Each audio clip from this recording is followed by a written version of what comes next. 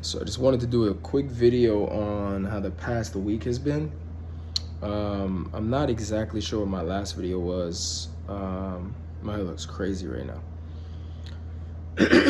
So I went from 171 to 170 after doing a double day refeed. Now, I've covered a refeed before, but I'll do it more in depth. A refeed is when you eat higher in calories, and most of those calories are coming from carbs.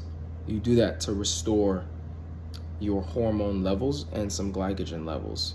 I know that means nothing to a lot of you. I will get into this stuff later. This is really just a vlog for me to record my process. I will break down everything, I promise. Just bear with me here. So I did a double day refeed. It's like a cheat day, just with carbs and low in fats. All right. Protein was typically, I don't know, I want to say like 180, maybe a little lot higher or lower. I felt absolutely amazing. I took photos, and those photos came out great. I will try to put them in this video here. I'm just gonna read my notes here, as a matter of fact. So I took pictures on Saturday, post-workout, post-refeed day, and looked absolutely nutty. Seeing crazy lines, vascularity, and crazy shape. Still a little flat in the chest, but the shoulder and tricep tie-in is next level. That is where the shoulder and the tricep meet. I know there's more if I dig a little deeper. I just need to lock in like I never have before to make it happen. So in short, I'm 170. The goal is 160, meaning I need to lose 5 more pounds of fat and maybe 4 to 5 more pounds of water. All right. So for the next 3 to 4 weeks, I'm trying to focus on losing these next 5 pounds. Once I get down to 165, 164 of fat, I'm gonna do a depletion technique for the next 3 days, or for the next 3 days after that, for the following 3 days, in order for me to drop water.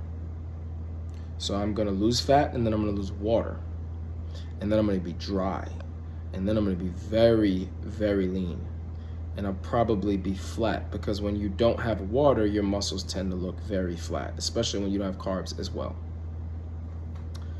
So once I do that, the next 3 days I'm gonna be focusing, the next 3 days after that will be carbing up. So eating, think of 3 days of refeeding, super high in calories, super high in carbs. As a matter of fact, I'm probably going to not go too crazy with my calories. So this past week well, I'll get into that later. Let me just finish my thought. 3 days of carbing up. My body is going to super compensate and hold on to 3 times as much glycogen in the muscle.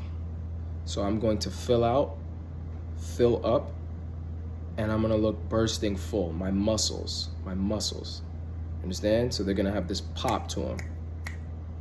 It's gonna look like I'm on steroids, basically, and I'm not. I will show you exactly what that looks like. Just bear with me. This past week that got me down to 170, I would call that like a diet break. I've been dieting since December. I have not taken any breaks. I have really just been going off, staying consistent. And I'm starting to see my body, like, I don't look as lean as I did like a couple days ago. So I can tell my body started to spill over a little bit, but I needed that break. I needed the mental break. I was feeling run down, I was feeling tired, I was feeling shitty. There's been a lot of stress lately in my life. I'm fine. I deal with stress very well. I perform better under stress, but it takes a toll, and I need to like rest and recover. So I would call what I did recently this past week a diet break.